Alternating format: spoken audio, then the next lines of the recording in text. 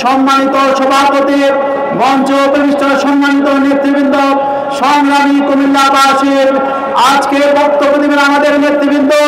আমরা শুধু একটাই বলতে চাই, জুলাই বিপ্লবের মাধ্যমে এদের স্বাধীনতা অর্জন করার পর সকল রাজবন্দীরা মুক্তি পেল।